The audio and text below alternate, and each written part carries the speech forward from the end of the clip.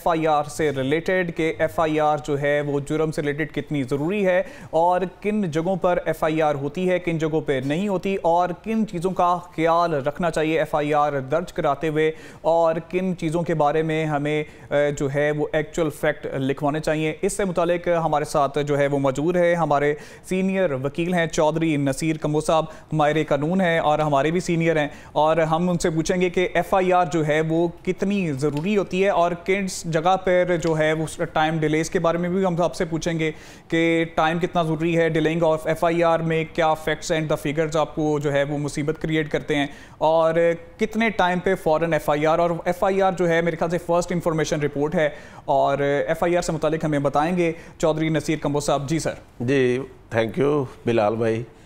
मैं समझता हूँ कि FIR एक आम फहम टॉपिक है जो कि माशरे में लोगों को इसकी बाबत आगाही बहुत ज़रूरी है, क्योंकि जब भी किसी के साथ कोई ऑफेंस हो जाता है तो अब वो थाने में डरता जाता नहीं कि शायद पुलिस हमारी बात सुनेगी या नहीं सुनेगी। आज हम बताएंगे कि FIR जो है वो दर्ज करवाने का क्या प्रोसीजर है। फिर नेक्स्ट सवाल आपका है कि जी डिलेड FIR जो है वो उसके क्या कॉन्सिक्वेंसेज जो है वो कंप्लेनेंट को फेस करना पड़ते हैं। सबसे पहले तो क्रिमिनल प्रोसीजर कोड का सेक्शन 154 है जो कि फर्स्ट इंफॉर्मेशन रिपोर्ट को डील करता है, जिसको हम FIR कहते हैं, और ये दर्ज करने का इख्तियार किसका है जी? स्टेशन हाउस ऑफिसर का। स्टेशन हाउस ऑफिसर जिसको हम SHO कहते हैं। तो कोई भी अगर कॉग्निजेबल ऑफेंस, अब मैं कॉग्निजेबल और नॉन कॉग्निजेबल की भी आगे जाकर बात करूंगा, 154 CRPC सेक्शन ये कहता है कि कोई भी शख्स जो है जिस पे इल्ज़ाम है कि उसने कॉग्निजेबल ऑफेंस किया है, कॉग्निजेबल ऑफेंस वो होता है जो काबिल दस्त अंदाजी पुलिस होता है, जिसमें स्टेशन हाउस ऑफिसर को FIR दर्ज करते हुए किसी भी हायर ऑफिशियल से जो है वो परमिशन लेने की ज़रूरत नहीं होती। जब स्टेशन हाउस ऑफिसर के पास कोई एप्लीकेशन आती है तो उसकी ड्यूटी है कि वो उस एप्लीकेशन के कंटेंट को पढ़े, या अगर किसी ने कोई ज़ुबानी बात बताई है जिससे कोई ऑफेंस जो है वो कॉग्निजेबल ऑफेंस बेड आउट होता है, तो फिर वो ड्यूटी बाउंड है कि वो उसकी बाबत FIR दर्ज करे। FIR दर्ज करने से पहले जितनी इंक्वायरियाँ की जाती हैं या जितनी भी तफ्तीश से पहले तफ्तीशें की जाती हैं, ये सारी इल्लीगल हैं, क्योंकि FIR जो है किसी शख्स के साथ कोई ऑफेंस हुआ, अगर वो रोड पे खड़ा है तो फ़ौरन 15 पे कॉल करे और 15 पे कॉल करके रिपोर्ट करे कि मेरे साथ ये ऑफेंस हुआ है। या अगर वो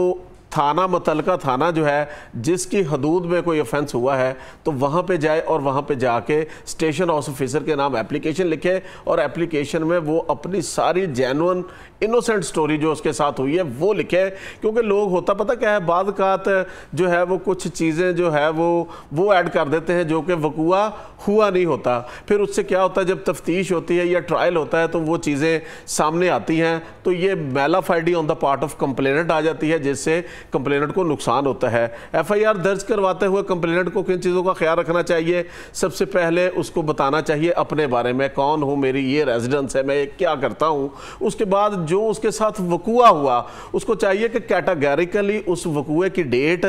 जो वकूआ उसके साथ हुआ वो टाइम, और जिस जगह पे उसका साथ वकूआ हुआ वो जगह, और जिन गवाहान के सामने उसके साथ वकूआ हुआ वो गवाहान के नाम कैटेगोरिकली अपनी एप्लीकेशन में लिखे। और उसके बाद फिर जो उसके साथ ऑफेंस हुआ उसके कंटेंट जो है वो इस तरह लिखने चाहिए कि जिससे कॉग्निजेबल ऑफेंस जो है वो बन जाए। यूजुअली लोग दरखास्त लिख देते हैं और वो दरखास्त से कोई जुर्म नहीं बनता और वो दरखास्त दाखिल दफ्तर हो जाती है। तो इसलिए जो है वो ये चीज़ों का ख्याल रखना किसी भी कंप्लेनेंट के लिए बहुत ज़रूरी है। ये तो बात हो गई हमारे क्रिमिनल मैटर्स में। सिविल मैटर में जो बाज़ लोग होते हैं हर जगह एप्लीकेशन दे जाते हैं कि जी अब हमारी FIR हो जाएगी। अब ये भी बताएं कि सिविल मैटर्स में क्या फ़ौरन FIR हो जाती है कि वो सिर्फ एप्लीकेशन पे डील करते हैं? देखिए, सबसे पहली बात यह है कि जो सिविल मैटर्स होते हैं, जो फैमिली मैटर्स होते हैं, या लोगों के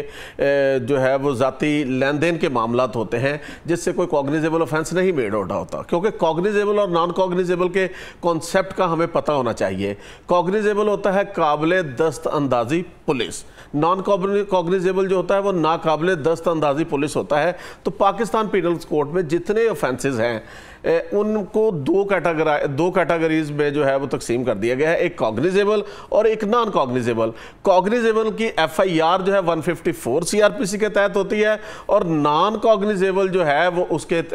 जो है वो 156, 155, 156 के तहत जो है वो नॉन कॉग्निजेबल ऑफेंस जो है स्टेशन हाउस ऑफिसर के पास कोई इतला आई किसी ऑफेंस की बाबत, वो ऑफेंस तो है लेकिन ऑफेंस इस नौयत का है कि उस पर पुलिस डायरेक्ट एफआईआर नहीं दे सकती, तो वो मुतल्लिका मैजिस्ट्रेट को जो है वो रपट दर्ज करेगी और रपट दर्ज करके उसके नॉलेज में लाएगी, फिर उससे गाइडलाइंस लेके फिर उसकी एफआईआर दर्ज करके उसकी तफ्तीश करेगी। लेकिन जो मामला सिविल नौयत के होते हैं, फैमिली नौयत के होते हैं, या जो मामला जो है वो क्राइम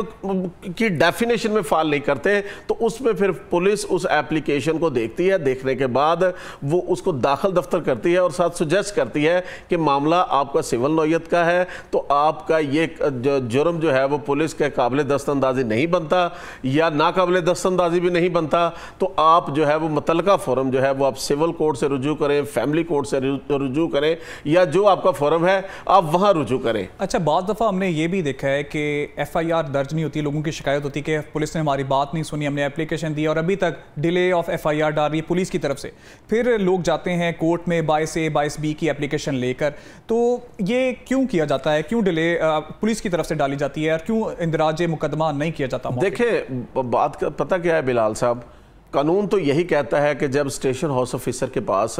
कोई एप्लीकेशन आए या मैटर उसको रिपोर्ट किया जाए तो उसकी ड्यूटी है कि वो उस एप्लीकेशन को पढ़े और कॉग्निजेबल ऑफेंस बनता है तो एफआईआर दर्ज दे। लेकिन हमारे यहाँ पे एफआईआर दर्ज करवाना जो है एक बहुत बड़ा चैलेंज होता है और एफआईआर दर्ज करवाने के लिए बड़े लोगों को जतन करने पड़ते हैं और बड़े जो है वो वसाइल लगाने के बाद एफआईआर दर्ज होती है। उसके लिए शहरी जो हैं, अगर उन्होंने उनकी ड्यूटी जो है वो सबसे पहले वो अपने मैटर को जो है वो रिपोर्ट कर दें, हर थाने में जाएं, पुलिस स्टेशन में जाएं, फ्रंट डेस्क बने हुए हैं और वहां पे जाके अपनी एप्लीकेशन सबमिट करें और डायरी नंबर ले लें। अगर फिर आपकी एफआईआर नहीं होती, मामले को हीलो बहानों से डिलेड किया जाता है, टरखाया जाता है, तो फिर आपके पास फोरम है कि आप जो है हायर ऑफिशियल्स जो हैं पुलिस के, उनके पास जो है वो एप्लीकेशन दे देते हैं। जैसे एसएचओ आपकी बात नहीं सुन रहा तो आप जो है वो अपने ज़िले के डीपीओ को एप्लीकेशन दे सकते हैं, लाहौर में बैठे हैं सीसीपीओ को दे सकते हैं, आईजी पंजाब को दे सकते हैं। लेकिन शहरियों के पास एक फॉरम अदालत का भी है कि जस्टिस ऑफ पीस जो है वो सेक्शन 22A 22B है क्रिमिनल प्रोसीजर कोड का। ये सेक्शन 25 तक जो है जस्टिस ऑफ पीस के इख्तियारात को वादे करता है। किसी भी ज़िले में डिस्ट्रिक्ट एंड सेशन जज जो है उसको जस्टिस ऑफ पीस के इख्तियारात दे दिए गए हैं और वो क्रिमिनल प्रोसीजर कोड में सेक्शन 22 से 25 तक जो है वो उसमें बता दिए गए हैं। अब सेक्शन 22A और 22B जो है सब क्लास 6 जो है उसमें 3 किस्म के इख्तियारात जो हैं वो किसी भी शख्स के खिलाफ अगर पुलिस उसको हरासा कर रही है, परेशान कर रही है और उसको जो है वो पुलिस की तरफ से थ्रेट आ रहे हैं तो वो 22A 22B के तहत जो है वो अदालत में जाके अपना प्रोटेक्शन लेने के लिए पुलिस के खिलाफ या प्राइवेट लोगों के खिलाफ जस्टिस ऑफ पीस की अदालत में पिटीशन दायर कर सकता है। इसी तरह अगर कोई शख्स जो है वो उसने थाने में दरख्वास्त दी है और उसकी एफआईआर दर्ज नहीं हो रही तो वो जस्टिस ऑफ पीस को पिटीशन दायर करके जो है वो जस्टिस ऑफ पीस के जरिए जो है मुतल्लिका पुलिस स्टेशन को जो है वो डायरेक्शन जारी करवा सकता है। और इसी तरह अगर आपकी एफआईआर दर्ज हो गई है लेकिन पुलिस तफ्तीश आपकी मर्जी के मुताबिक नहीं कर रही या आपका मौक़िफ़ नहीं ले रही, आप तफ्तीश से मुतमिन नहीं है, तो तब भी आप जस्टिस ऑफ पीस को जो है वो पिटीशन दायर करके पुलिस को डायरेक्शन जारी करवा सकते हैं। यूजली शहरियों को पता नहीं होता, पुलिस बुला लेती है, उनको बिठा देती है, या अगर एफआईआर दर्ज होने के बगैर ही अगर शहरियों को जो है जिनके खिलाफ इल्ज़ाम होता है उनको सारे फैमिली को थाने में लाके बिठा लेती है। मैं समझता हूँ कानून ये कहता है कि हमारे आइन जो है उसमें भी बड़ा वाज़ेह है कि किसी भी शख्स को जो है अरेस्ट एंड डिटेंशन का आर्टिकल है, आर्टिकल 9, वो कहता है कि कोई भी शख्स जो है उसको जब तक उसके खिलाफ एफआईआर दर्ज ना हो जाए उसको जस्ट एप्लीकेशन की बना पे आप अरेस्ट नहीं कर सकते। अगर आप अरेस्ट करेंगे तो पुलिस पे एफआईआर दर्ज हो जाती है। जाती है। अगर FIR दर्ज होने के बाद किसी शख्स को अरेस्ट किया है पुलिस ने, तो ज़रूरी है कि वो उसकी अरेस्ट जो है वो अपने रजिस्टर में शो करे और 24 आवर्स के अंदर अंदर जो है वो मुतल्लिका मजिस्ट्रेट के सामने उसको पेश करके अदालत को बताए उसकी अरेस्ट करने की वजूहात। अगर अदालत समझेगी कि इसके खिलाफ कोई मटीरियल है तो वो उसका फिजिकल रिमांड दे देती है, देन पुलिस को वापस कस्टडी मिल जाती है तफ्तीश के लिए, या फिर उसको जुडिशल कर देती है। लिहाजा कोई भी शहरी जो है अगर उसके खिलाफ समझता है शहरी के झूठी FIR होगी है, वो समझता है कि अगर मैं अरेस्ट हो गया तो मेरी बेइज्जती होगी, इंसल्ट होगी, तो उसके लिए भी अदालत का दरवाज़ा खटखटाए। डिस्ट्रिक्ट एंड सेशन जज जो है उस ज़िले का, वहाँ पर जाके अपनी प्री अरेस्ट बेल जो गिरफ्तारी से पहले वो जाके ज़मानत ले सकता है और वो ज़मानत लेके मुतल्लिका तफ्तीशी को जो है वो जाके ज्वाइन करे और अपनी बेगुनाही साबित करें। ये तो क्राइम हो गया, 15 पे कॉल होगी, इंदराज मुकदमे के लिए चले गए। अच्छा, अब जब इंदराज मुकदमा है, FIR की रजिस्ट्रेशन के लिए हम देते हैं पहले एप्लीकेशन, तो एप्लीकेशन में किस कंटेंट का ख्याल रखना चाहिए और कितनी मुख्तसर FIR होनी चाहिए? बाद दफा हमने देखा है बड़ी लंबी FIR होती है, वाकया छोटा सा होता है और इर्द गिर्द के लोग जो बेगुनाह भी होते हैं उनको कुछ डिफरेंट रोल देकर हम बीच में रख लेते हैं। बेसिकली वो प्ली ऑफ LAB लेकर जो है वो बाद में उसका फ़ायदा उठाते हैं और मुकदमा कमज़ोर हो जाता है। तो हमारे नाजरीन को ये लाजमी बताएं कि जब हम इंदराज मुकदमा के लिए जा रहे हैं, क्रिमिनल ऑफेंस के लिए, तो हमें किन चीज़ों का ख्याल रखना चाहिए? देखिए, मैं आपके प्रोग्राम के तवज्जुह से शहरियों को बताना चाहूँगा कि अपनी FIR की जो स्टोरी है उसको जितना सिंपल रखेंगे, जितना मुख्तसर रखेंगे और जितना हकाइक पे मबनी रखेंगे, उतना आपका केस मजबूत होगा। यूजली लोग क्या करते हैं कि एक वकुआ हो गया, अब वकुआ तो हो गया, एक बंदे ने वो वकुआ किया है, अच्छा अब उसकी बाबत उसमें जितने लोगों के साथ किसी की पुरानी कोई अदावत है, लागतबाजी है, कोई दुश्मनी है, वो कहते हैं कि चले ये इसके साथ साथ इनसे भी अपना पुराना हिसाब बराबर कर लें। तो यूजली ऐसा होता है कि किसी ने किसी को फायर मारा, किसी ने किसी को कोई ज़रब पहुंचाई, वो ज़रबात 2 हैं, 3 हैं, 4 हैं, तो लोग कहते हैं कि जी एक ज़रब इस पे डाल देते हैं तो बाकी ज़रबें जो हैं वो बाकी लोगों पे बांट देते हैं। तो मैं ये बता दूं कि कानून या अदालतें बाद में ये कहती हैं कि अगर एक बेगुनाह बंदा जो आपने जो है वो मौके पे नहीं था, उसने तो बेगुनाह होना ही होना है, या उसने जो उस पर इंजरी एट्रीब्यूट की है या रोल एट्रीब्यूट किया है वो उसने नहीं किया, अगर आपने उसने डाला वो बेगुनाह हो गया, तो अदालतें कहती हैं जो गुनाहगार है ना, अब इसका भी यही सेम रोल था, तो लिहाजा अब बेनिफिट डाउट देते हुए हम इसको भी बरी करते हैं। लिहाजा अपने केसों में जो जेन्युइन कल्प्रेट्स होते हैं, मुल्ज़मान होते हैं, जिन्होंने जुर्म किया होता है, उनको रखें, गैर ज़रूरी लोगों को ऐड ना करें। जिसका जितना रोल है उसको ऐड करेंगे तो आपकी FIR ठीक भी होगी और वही लोग तफ्तीश में गुनाहगार भी होंगे, कल को उनको सजाएं भी होंगी। मैं यहाँ बता दूँ कि यहाँ हमारे एक ट्रेंड है कि हम झूठी FIR दर्ज करवा देते हैं। झूठी FIR दर्ज करवाना भी एक जुर्म है। यहां हमारे क्योंकि इंप्लीमेंटेशन नहीं है, एज सच कानून रास्ता देता है कि कोई भी शख्स अगर किसी के खिलाफ कोई झूठी एप्लीकेशन देता है और उस एप्लीकेशन में FIR दर्ज करवा देता है और FIR दर्ज करवाने के बाद वो तफ्तीश में वो शख्स जिसके खिलाफ इल्जाम था वो बेगुनाह हो जाता है, तो उस शख्स को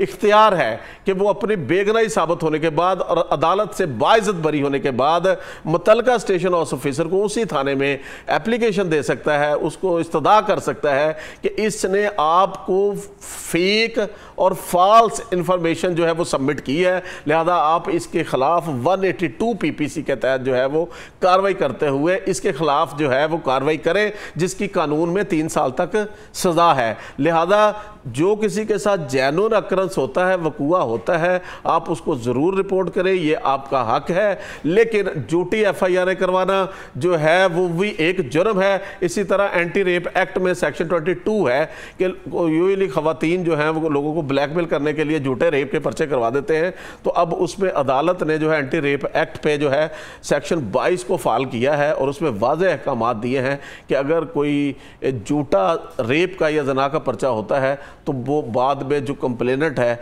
उसके खिलाफ भी उसी तरह की FIR झूठी ये तो बड़ा लंबा प्रोसीजर है, बाद में FIR खत्म होगी, सालों का प्रोसीजर आपने बताया। अच्छा, एक और चीज़ बताएं जो हमने FIR में अक्सर केसेस में देखी है, केस लॉज में भी देखी है, डिलेइंग ऑफ FIR के मुतालिक हमें बताएं कि डिले कितना अहम है FIR में। देखिए,